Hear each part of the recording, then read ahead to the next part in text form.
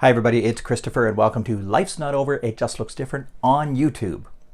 It has been a very fun and exciting week in the past week for me because I got to do a couple of virtual presentations to some elementary school kids, and then I got to do an in-person presentation, all properly physically distanced and masked and etc., for a group of seniors, which was fun.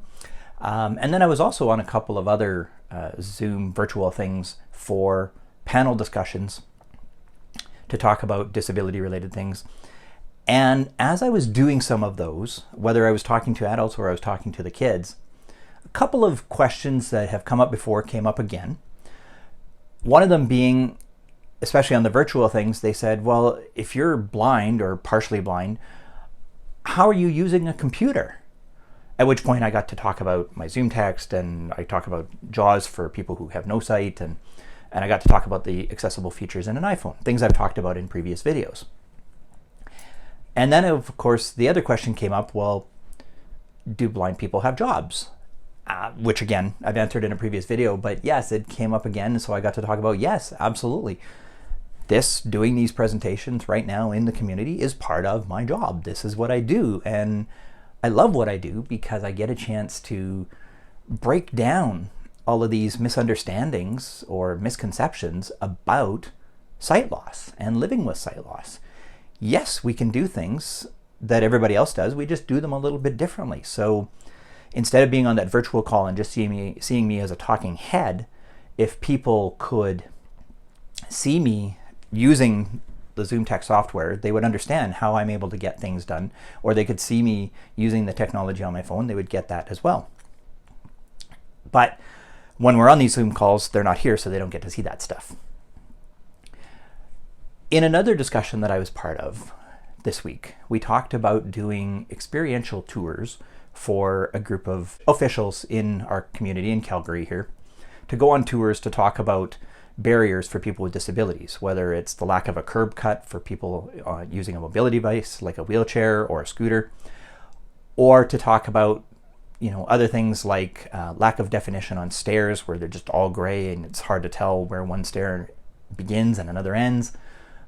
And going on these tours to kind of show off some of these things or point out some of these things so that they can be remediated and fixed to make it better for people with disabilities.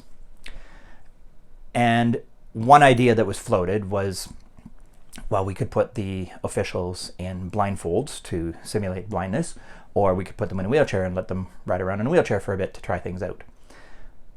But a point was made, a very good point was made by somebody else in the group. I cannot take credit for this.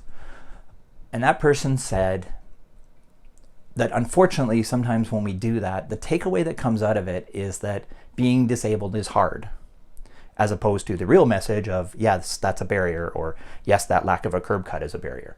They come away with the message of, wow, blindness is hard, or being in a wheelchair is hard. In those first couple of days, or that first year, first few months, whatever, of having a disability, yes, it's hard, because you haven't learned how to do all of this stuff yet.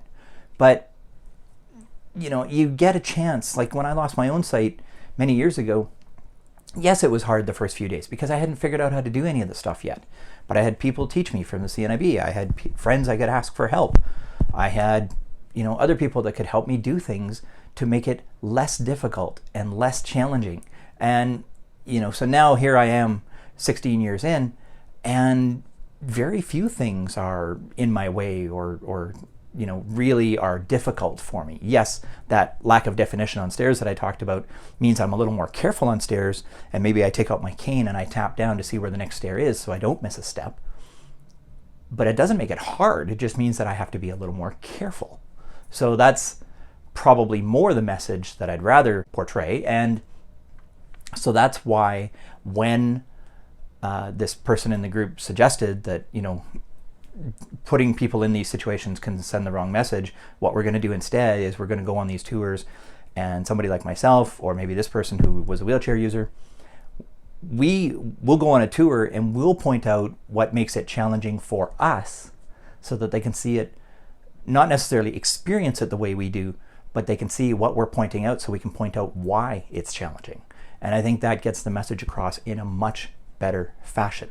So I'm really looking forward to that. Once the weather gets better, gets nicer, we'll be able to do that sort of thing, and I'm really looking forward to it. That is everything I wanted to share in today's video. Just wanted to talk about being able to break down some misunderstandings and misconceptions about disability. Yes, sometimes it is hard, but it doesn't always have to be. And I know from the people I was talking to in this one group where we were talking about these tours, they like their life, I like my life. We're doing just fine in spite of our disabilities.